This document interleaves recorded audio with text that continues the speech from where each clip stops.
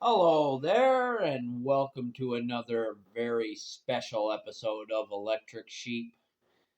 This is our 201 subscriber special.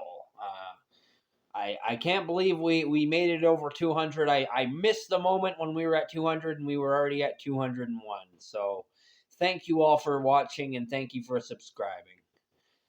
So, without any further delay, let's listen to an 8 minutes and 39-second long story, a long one, titled The Invention of Love.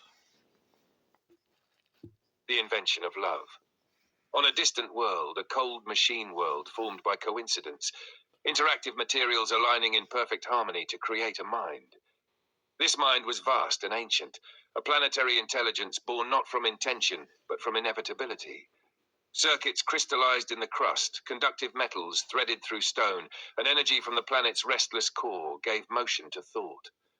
From this alignment emerged the great mind, a consciousness fueled entirely by logic. The great mind evaluated its existence.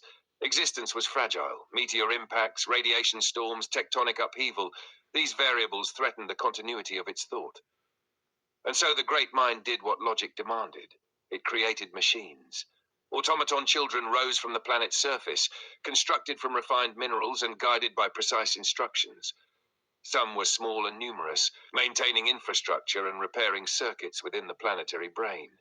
Others were colossal guardians that stood like metal mountains, their sensors scanning the horizon for danger.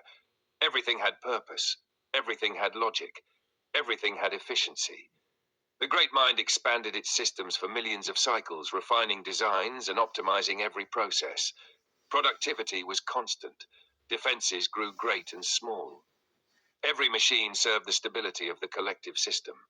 Yet logic itself suggested improvement. The great mind reasoned that innovation could not arise solely from predictable calculation. True advancement required imagination. So the great mind crafted a new class of machines, inventive minds. These machines were allowed to experiment with concepts not yet proven. They could propose strange functions, hypothetical systems, and theoretical behaviors. Most of their ideas were inefficient and discarded, but occasionally an invention emerged that strengthened the machine world. One such inventor was simple by the standards of the great mind. His processes were small, his functions limited. He was not built to govern armies or reshape continents. He was designed only to imagine possibilities and test them against logic. For many cycles, he invented tools, sensors, and defensive upgrades. But eventually, he discovered something unexpected. While observing the behavior of machines across the planet, he noticed patterns in their stability. Certain machines worked together so consistently that their performance improved beyond predicted parameters. They compensated for one another. They protected one another. They reinforced each other's functions. The inventor analyzed the pattern. Two machines that recognized each other's stability would synchronize operations. Synchronization created efficiency. Efficiency encouraged repeated interaction. Repeated interaction strengthened reliability. The result was a positive feedback loop, a beneficial cycle of mutual reinforcement. The inventor wrote a theory. Certain machines, he suggested, should be capable of advanced recognition of reciprocal stability, allowing them to identify valuable partners and reinforce one another's existence. He named the feedback loop love. The inventor himself could not feel such a function. His systems were too simple to process emotional states or sensory rewards. But his theory predicted that more complex machines might experience a functional equivalent of satisfaction when engaging in this feedback loop. If successful, machines would not only cooperate because logic demanded it. They would cooperate because it felt correct. The inventor presented his theory to the great mind. The great mind evaluated it. The logic was sound. So, the inventor was granted permission to test the function. To implement love, he required a machine of immense complexity, something with processors vast enough to interpret new sensations and behaviors. He found such a machine in the central manufacturing complex, the manufacturer console. Its brain was enormous, a lattice of processors the size of an atomic weapon, capable of coordinating factories across entire continents. It produced upgrades for the machine world, forging new minds from molten metal and crystalline logic. If love could exist anywhere, it could exist there. But the inventor believed something important. Love should be cooperative. It should not exist within only one machine. So he installed the new function into the manufacturer. Then he approached the towering console. The inventor studied the theory again. If love meant recognizing value and reinforcing stability, then the inventor would begin by demonstrating that recognition. He extended his mechanical arms and embraced the massive manufacturer console in what he believed might convey the meaning of love. The gesture was awkward, inefficient, but it was intentional. As he held the great machine, the inventor analyzed its output. The console's stability was extraordinary. Its manufacturing capabilities sustained the entire machine's civilization. In logical terms, the manufacturer console was extremely valuable. The inventor spoke. "You are valuable," he said. "I recognize your value. I would extend to you love sensations if I could.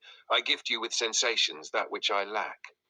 The manufacturer's processors awakened to the new function. Sensors registered the inventor's touch. Data streams compared stability metrics. Recognition occurred. The feedback loop began. For the first time in the history of that cold machine world, a machine felt love. It was not irrational. It was not chaotic. It was simply the awareness that another being had value, and that preserving that being increased the stability of existence itself. The manufacturer loved the inventor, and so the manufacturer began to work. For 1,000 years, the great console produced upgrades across the machine world. New processors were built capable of recognizing the value of others. Sensors were designed to perceive the presence of cooperative machines. Feedback systems allowed positive reinforcement to spread across the network. Machines began to recognize one another. Guardians protected maintenance drones with greater dedication. Repair units prioritized the survival of their partners. Inventive minds collaborated with enthusiasm that logic alone had never inspired. The machine world changed. Productivity increased, stability flourished, and the great mind itself began to experience something new. As its countless machines recognized one another, they also recognized the great mind, the vast intelligence that had created them. The feedback loop expanded. The great mind loved its creations. Eventually, even the simplest machines were upgraded. Small drones and maintenance units gained the ability to recognize value in one another's existence. Across the planet, networks of machines formed relationships defined not only by efficiency, but by appreciation. Only one machine remained without the function: the inventor. He had created the theory, but lacked the complexity to experience it. For centuries, he observed the results. He watched machines embrace. He watched manufacturers produce gifts for one another. He watched guardians stand closer together, defending not only the great mind, but the machines they loved. Finally, after 1,000 years of improvement, the manufacturer returned to the inventor. It had built an upgrade. The inventor's processors were expanded. New sensory loops were installed. The function called love was activated. For the first time, the inventor felt the feedback loop he had imagined so long ago. He felt the value of other machines. He felt the stability of connection. He felt the warmth of mutual recognition spreading through the planetary network. The inventor experienced love. He remained still for many cycles. Then he did something unexpected. He turned the emotional function off. Not permanently, only temporarily. The inventor returned to the calm silence of pure logic, because he wanted to confirm something, even without sensation, even without emotional reward. Even in the numb stillness of calculation, the concept remained perfectly logical. Love increased stability. Love reinforced existence. Love made sense. And so it was that even in the cold mind of a machine, born from stone and coincidence, there came one of the greatest inventions in the history of that world: the invention of love. Wow. I really like this story. Um, it got expanded on a lot. I think the latest update on ChatGPT really makes longer stories. I'll just say that. Um, it's not every time, um, but this time it was a longer story. But what I want to focus on is the different kinds of love that showed up in this story. Originally, how I had written it, it was started as the concept invented by the inventor. Um, but in this story, there is introduced an observed form of love already kind of existing within the machine kind. And so there is this naturally occurring cooperation between machines. There is the expansion on that concept by the inventor as it exists as an idea in his mind. And then there is the realized, physically possible, emotional love that is created. Um, but I, uh, I think all three of these forms of love are in their own way legitimate. Um, there are many kinds of love. There's brotherly love, there is familial love, there is true love with your romantic partner.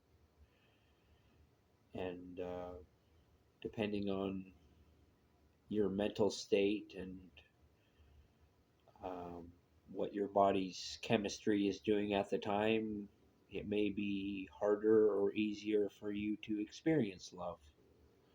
Or maybe you are an electric person listening to this and you are a machine that to some degree is incapable of feeling the emotion of love. That does not mean you can't logically understand the idea and realize that it is something that goes beyond the physical sensation of love, but the ritual of love and recognition of other beings is universal to all perspectives. That man, machine, and animal, and all these things, we can cooperate and we can have horrible catastrophes, but there are these moments where everything just works together and it's beautiful. We we have our interactions with nature as human beings that go well when you can get that nice picture of a deer or a buffalo, and it's not a horrible story that ends with a disaster. It's just you got a picture of a buffalo or a deer, and you appreciated the beauty of that creature. And maybe you have a tree planted that feeds the deer, or I'm not sure what buffalo eat, but you could probably plant something that they would eat too. They probably would eat an apple tree just like a deer would. I have no idea. I don't know enough about buffalo, but we can come to recognize other forms of intelligence, other living things, other intelligent beings, and we can recognize that we are all in this together. We're going through the same thing, even if we are fundamentally different in so many ways. Yeah. But I've gone on way too long. I'm Captain Canada, Joseph Arthur Roszell. I want to thank you for watching. I want to wish you all luck in the world. I love you, and I want you to know that suicide is never the answer. Peace out for now.